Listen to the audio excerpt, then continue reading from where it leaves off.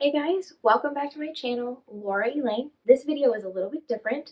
I thought it'd be fun if you got to know me a little bit more and I'm not just the person showing you how to can spaghetti sauce or how to make kefir, but you got to know me a little bit more. So if this is not your type of thing, feel free to just go check out one of my other how-to videos or recipes or whatever.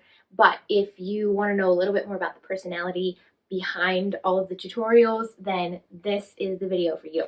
Like I said, my name is Laura Elaine and I live in the Midwest. My husband is in the ministry. We have two little boys. I get to stay home full time with them and they keep me on my toes. In my About section on my channel page, if you click on the About tab, you'll see I have written a little blurb, and in there I say something about I keep pre-thought questions on my phone, and I'm actually pulling some of those questions from my phone and answering them for you here.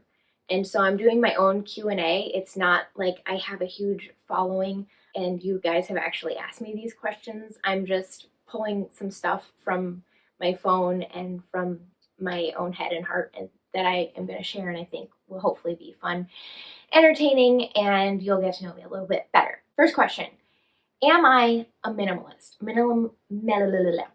I actually was not entirely sure if I was a minimalist until I started doing a little bit of research and digging on this topic, and I pretty quickly decided that I am a minimalist. Moving right along. What books am I currently reading or listening to? I love to read. I don't get to read as much as I used to since having babies and being busy with that, but I have discovered Hoopla. That's an app that has audiobooks and ebooks. I really have enjoyed listening to books through Hoopla. Books that I'm currently reading / listening to are a memoir of a skeptic's journey to Christ and her conversion story called Surprised by Oxford by Carolyn Weber. And the second book that I am reading is called Money, Possessions, and Eternity by Randy Alcorn, and it really delves into what is biblical stewardship. I have been thinking and striving to develop a more biblical theology of stewardship in probably the last 2 years, and so this book was on my Christmas wish list, and my husband got it for me, and I've been really enjoying that. Okay, this next question is a question from my phone. So what is a fun fact about me that you might not know? I have a condition called synesthesia, and I'm just going to read a definition for you. This is from Britannica.com. Synesthesia, neuropsychological trait in which the stimulation of one sense causes the automatic experience of another sense. Synesthesia is a genetically linked trait estimated to affect from 2 to 5% of the general population. So it's not a disease, it's not life-threatening or anything like that. It's just a condition. And it comes from Greek roots, and it is translated to perceive together. So basically when one thing is said or seen or experienced, another one of your senses also is stimulated by that. The form of synesthesia that I have has to do with days of the week and color. It's hard to explain. I see days of the week in color, and I have since as far back as I can remember. Other forms of synesthesia, maybe like people will see letters in color, or people might have a musical form of synesthesia where they hear a sound when they see a person, like specific people have specific sounds associated with them. There's several different types. Like one thing I was reading said as many as 35 different types of synesthesia, but my form is days of the week have different colors. And it doesn't mean anything. Not like I generated these colors based on a meaning to the days. It's just like these days are these colors in my mind. And it has been that way for as far back as I can remember. So Mondays are red, Tuesdays and Thursdays are different shades of light blue. Wednesdays are yellowish orange. Fridays are brown. Saturdays are white, and Sundays are black. And that's just how it is. What is something that I'd like people to know about me that they wouldn't know necessarily just to ask about. Like, it might be a quirk, or it might be an accomplishment, or it might be like something that happened in my past. If I could just have people know something about me, but they wouldn't know to ask it about me, is this.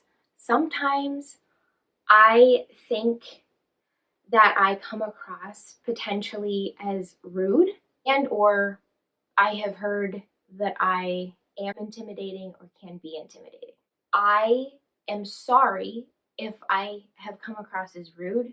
That is not my intention, and I am certainly, in my estimation, at least one of the least intimidating people you will ever know. But I can understand why people might think one or both of those things, because generally I am a quiet, introverted old soul, and people who are quiet do tend to be more intimidating because they're not just speaking their mind. And if you don't know what people are thinking, then they can come across as intimidating or judgmental potentially, or rude if they're not engaging with you. I am quiet and introverted, which is also kind of funny that I have a YouTube channel and I'm just not being quiet or introverted at all. But as far as the being rude aspect, let me just let you in on a little something about the Laura brain, okay? So, first off, I have a really hard time small talking. Like, really hard time. Small talking is not my skill set. I do not enjoy it. I do not care to improve my skills at small talking. Now, that is not to say I do not see value in it. I have some friends who are phenomenal small talkers, and it is a gift, and the Lord has used that gift in their lives. I genuinely am one of those people who's like, "Hi, how are you? How's your soul?" And that's just how I am.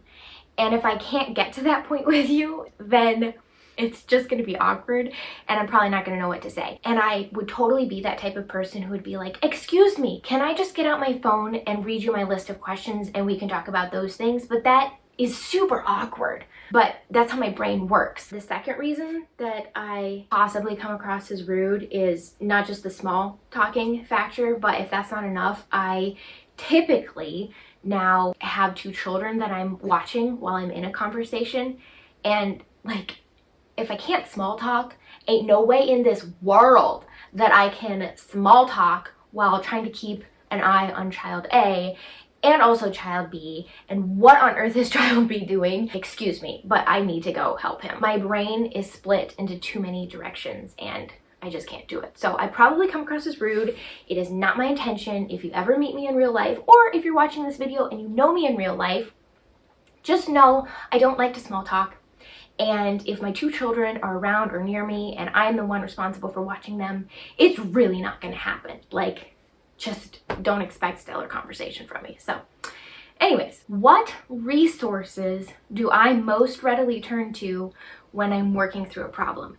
The resources that I most readily turn to when I'm working through a spiritual, philosophical, emotional problem, in addition to or outside of the Bible, and I certainly talk to my husband about it, are Desiring God. John Piper has had a tremendous impact in my life through his website, Desiring God, and especially his Ask Pastor John episodes. I appreciate so much the relevancy that he brings to our current culture and cultural issues, and he brings the Bible to bear. So I probably 9 times out of 10, first place I turn will be Desiring God. If you haven't ever been to his website, check it out. Another good resource that I turn to is the Gospel Coalition, and they have tons of articles. Also, John MacArthur. John MacArthur is just a wealth of biblical knowledge. He's a solid biblical expositor of the word. And when it comes to things with motherhood, another resource that I appreciate is the website Risen Motherhood. And I read the book, gleaned a lot from that, and do recommend it. I will link those resources down below and you can check them out. What do I think is my greatest strength and my greatest weakness? I would have to say that the answer to both of those questions is the same thing, because I think a lot of times our greatest strengths can also be our greatest weaknesses depending on how we use them. The answer to that question, from my point of view, is my greatest strength is my type A, perfectionistic, hardworking, disciplined self. And my greatest weakness is my type A, perfectionistic, disciplined, hardworking self. It can be a really good thing and it can be a really bad thing. I hope that was fun for you. That was fun for me. And I hope you learned some new things. I mean, at the very least, maybe you'll learn the word synesthesia, because that's also just a really cool word. Good words. I also love good words. I don't know about you, but love me a good word. Thanks for watching. Hope this was fun. Hope you learned something about me. And if you haven't already, hit that like button. If you have a question for me about me, then leave it in the comments below. Maybe I'll do a future Q&A video. Leave me comments about what you would like to see as far as future content. Thank you to all of you who have subscribed so far. I think it's pretty neat that I already have over 100 subscribers, and I know I've heard other YouTubers talk about how every like and comment and their subscribers really matter to them, and they are important. And it's true. You guys make this possible. So thank you genuinely from the bottom of my heart for your comments and for your likes, and for if you share these videos. It really does mean a lot, and I am happy to have you along on this journey, and I hope we get to know each other better. Tell me something about yourself. I know I don't do small talk very well, so tell me something significant about yourself in the comments below. I would love that too. I would love to get to know you guys better, and it not just feel so one-sided about me just talking about myself all the time. Please, please, please share your thoughts, and hope you have a great day. Bye.